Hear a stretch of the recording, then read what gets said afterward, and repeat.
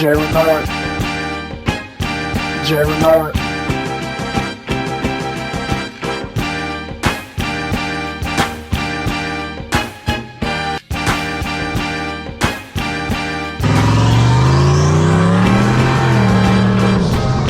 All right, what's up, my people? Welcome to the SN95 Power Channel.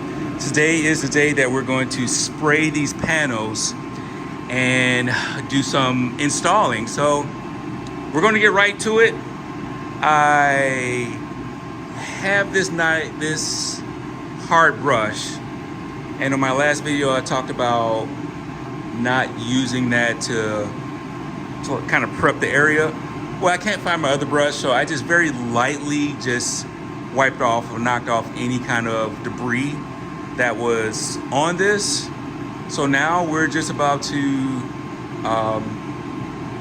get the paint and start spraying. I don't know how many coats I'm gonna do.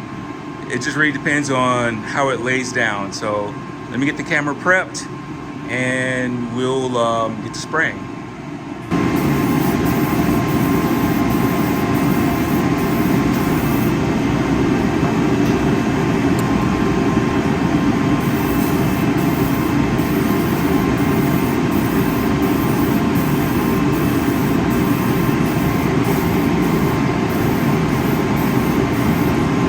I'll say the one mistake that I just did was not letting this get up to temperature. I probably should have let this get up to temperature more. The next piece I'll let get up to temperature more. But like the matted piece or the matte sections that you see, it was like that before. So me combing it or trying to brush it did not help that. It did not wear it off. That's just how it was. I think the coverage is good with just 2 coats, and we'll just let this sit and cure. I'm going to let this dry for a little bit, try to get the garage temperature up a little bit higher before I start the second piece.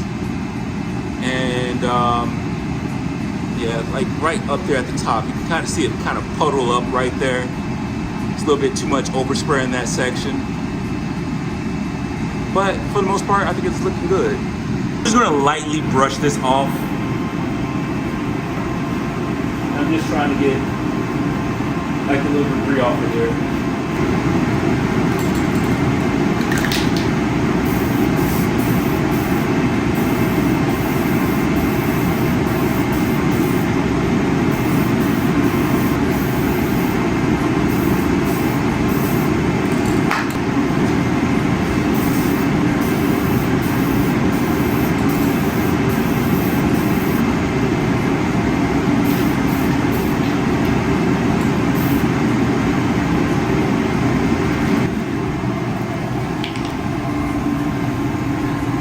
I think that's good coverage. I think I'm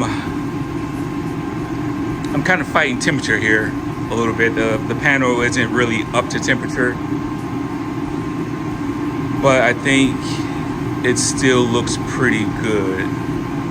So we're gonna let these sit and cure, and we're gonna start cleaning the 2 back pieces. Let those sit and cure, or not sit and cure, but dry overnight, and then tomorrow we'll come and spray those 2 back pieces, and that'll be it. All right, so I caught myself using some fabric dye on this thing, and it didn't change the color at all. So I'm at the point where I'm going to have to just spray paint it, and I'm hoping I'm spraying the correct side. No, I got to flip this over. Yeah, because it makes a difference on the cutouts. Because the cutout slots are right there, and I need them on this side. So I need to flip this thing over. Let me do that. All right, so I got it flipped in the right direction, and I got to be careful because I don't want overspray getting on this car, even though I have the air scrubber right here. So I'll probably just do that half, spin it around, spray this half, so all of the overspray is getting sucked into the air scrubber. And you probably won't be able to see this, but I have the interior pieces in, and this is how it would look if I just used the charcoal color carpeting. So I really got to paint that black in order to get it to match. So let's get started on that. So we have our carpet painted. I think it's going to look great. I used two different colors. One was Sims. This is Duplicolor. It's dark, so I think it should color match fairly good. So let's get this installed and see how it looks.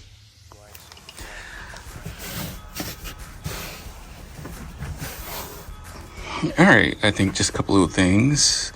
Like, yeah, this carpet is a little bit darker than the panels. It might look a little gray on camera, but it's pretty close. Not perfect. But I painted this black. Got the wires clanked up. I gotta take this off. I have another connector I'm gonna put on this for this fuel pump wire in my subwoofer connection. But yeah, it feels good having interior panels back on this car. Went to the junkyard today and got the longer extended clips for this. Wow, a mosquito. That's funny. But yeah, this is the other thing that we gonna try to get open. Let's see what it is.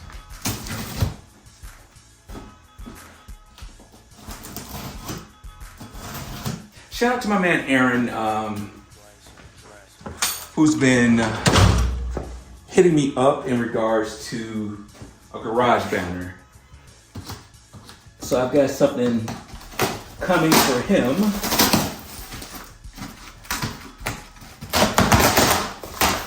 And I'm hoping if any of you out there want a garage banner, that you will hit me up and we can get you hooked up with a banner. But let's take a look at this. It's actually bigger than I thought it would be.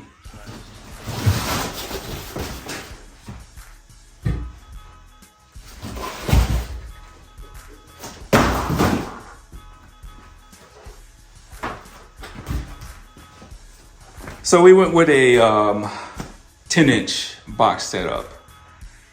And now that I'm looking at this, I don't think I can get this in here with my battery installed. We'll give it a try. My plan is to cut this out to fit my 10-inch subwoofer. I'll close this up and use this side as a amp mounting space. So I'm only going to run one subwoofer. Or maybe I should run two. What do y'all think? I can put the Kicker in Project Kendra and then run 2 10s. So let me see if I can get this mounted back here in the trunk without taking this battery out.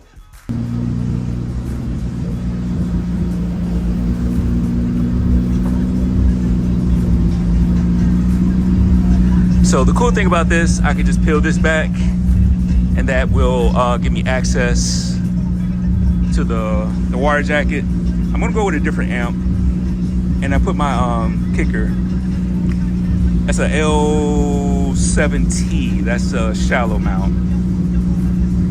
So tell me what y'all think about this. I think it's a clean setup. I was gonna run 2 of these, but that single one is plenty loud by itself. I'm gonna get a better amp. And the only thing I did was the terminal connection on the side of this. I took that out and I ran the wires through the opening. So you can see that's open right there. So all the wires are just running through that way. So I was thinking about putting the amp right there and getting like a little shelf or something like that, but no, we're gonna mount it just like that. Painted this black. And yeah, I think it looks good. So I'd say we knock this out the park. We're going to get another amp. I don't like this Landsar. This is a budget 5-channel amp.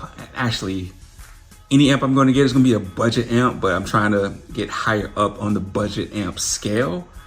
So if y'all have any recommendations, leave a comment down below what kind of 5-channel amp you think I should get. But yeah, this single 10-inch kicker is more than enough in this box. This is a, I think 0.8 cubic feet box. I got some polyfill up in there, and yeah, this amp isn't really even pushing this. Some of the dyno tests that I've seen on these Landsar Heritage, you know, if it advertised like 1,000 RMS, it might only put out 300. I think this thing, I think the brochure said at 2 ohms, the single channel sub is supposed to put out like 1,500 RMS. I doubt that, but it served its purpose right now. I just wanted some music up in here. So on this positive, let's see if I can get this light situated for y'all. Just go over a couple of things. So on this positive one right here, maybe on the next amp, it'll need a little bit more power, and I'll get another one of these ferrules, kind of like what I did here for the grounds, the dual ferrules up top. But I ran the amp to the side post. This wire right here is going to that top right there. I know I originally said that I wanted to simplify this, only have one wire going to each post, but if I wanted to kill power to the car, only thing I have to do is just take this top post off or take this ground off. Like I say, the kicker, subwoofer. So putting the kicker in here wasn't that bad. I put some like insulation, not rubber, but you know, like some kind of foam after I cut this hole out and put it around the outside of this box, just to make sure, because I did have a couple of cuts that extended out a little bit too far and I was worried about it like seeping. So I put that on there. I got to figure out a way how I'm going to mount this, because it's still, you know, can rock back and forth. I had a situation where I ripped off one of the speaker leads, so that's why I kind of broke into this and popped this off. But however I mount this, I'm going to mount this on the back side of it so you can't see it. And the amp I'm going to get, that I'm looking at, is not quite as long and is not quite as wide, but it is I guess a bottom feeder, so all the connections are fed in through the bottom, so I can lift this up a little bit higher and have the wires just coming from this bottom opening. But nobody's really gonna see this unless you get down on your knees like I am.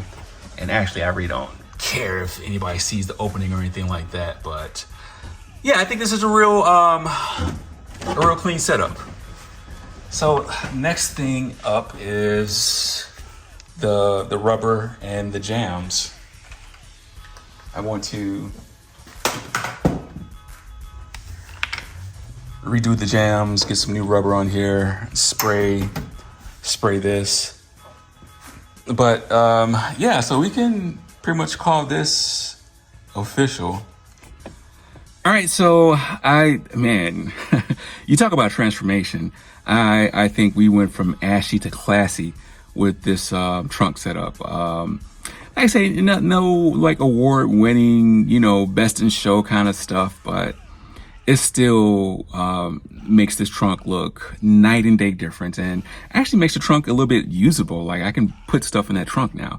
At one point in time, you know, the Mustang Emporium tire cover did help, but you know, having all that stuff exposed, it's not like I was putting groceries or anything back there, but now with stuff concealed and everything is kind of like, well, not yet, but once I mount the subwoofer box, everything will be nice and sturdy. I don't have to worry about stuff sliding around, because when I had the original Kicker box, you know, on acceleration, you know, that thing would slide, and, you know, it was good for what it was at that time. It allowed me to have some entertainment in this car. And that's one thing I've been trying to transform this car into, is more of a street car.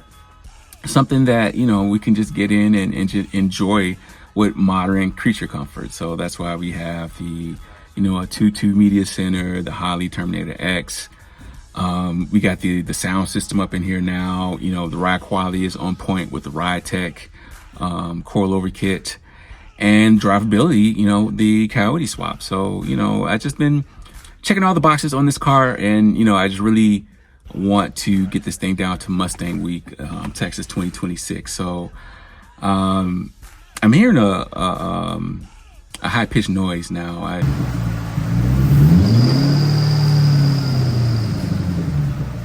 This is the first time I've heard this since, since this is the first time since I started up. This is the first time I've heard this noise. It sounds like either a pulley is squeaking, or actually almost smell like a belt is rubbing. So I'm gonna have to take that front accessory drive off, and, you know, the hard thing about that is the coolant hoses, like all that stuff is in the way. So we'll have to drain the coolant system and get that done. But yeah, I'm so focused on having this car at Mustang Week. I'm trying to do minimum invasive work as possible. So I am not installing that built transmission. We're going to get this car down to Mustang Week, and we'll worry about getting that built transmission put in after Mustang Week. I'm even thinking about not even putting these 31 spline axles on this car. Now, you know, anything can happen when you work on these cars, but that's less invasive as doing the transmission, in my opinion. It's a little bit easier. So, you know, that's still on the board. I got an electric parking brake too. I want to show y'all that. It's kind of like a 2-in-1 video with the 31 spline axle. I have like an electric parking brake, and is that a 13, or I think it's 13-inch rotor in the rear with a bigger caliper. I know everybody loves to do the Ford Taurus calipers, but I have a better option because those Ford calipers are known to seize, and this is a bigger, is it a dual piston or a single piston? I don't remember what it is, but it's a 13 or 14-inch rotor, and it's a huge piston on that caliper. So look forward to that video. But outside of that, yeah, give me some feedback on what y'all think. I've got a 5-channel amp that I want to buy. Maybe I'll get that for Christmas if Kim is watching. But hey, shout out to my man Aaron Pine. He's been on me about getting a garage banner. Here, can we do this? Yeah, there we go. A garage banner. I got that ordered for him, and as soon as it gets here and I inspect it, I'm going to get that out to him. And if y'all are interested in garage banner, SN95 power, I don't know if y'all have seen the new logo, Power of the Fourth. It's because, you know, a lot of people, you know, they see SN95, and, you know, if you have a new edge, you know, it is what it is. People distinguish new edges from SN95s, and, you know, the new logo has both cars on there. So, you know, if you have a new edge, or even if you have an early SN95, you can rock the banner. I've got some merch apparel. Check the store down below. But yeah, these are just some little things I'm trying to get out here. And my man Justin at Daily Automotive, we are cooking up something for Mustang Week Texas. It's going to be 4th generation only, so stay tuned for that. Leave a comment down below if you're interested in knowing what it is, and I might just spill the beans if I get enough comments of people being interested in it. So, hey, do me a solid. Tell a couple of people about this channel. I appreciate y'all time. Until next time, God bless.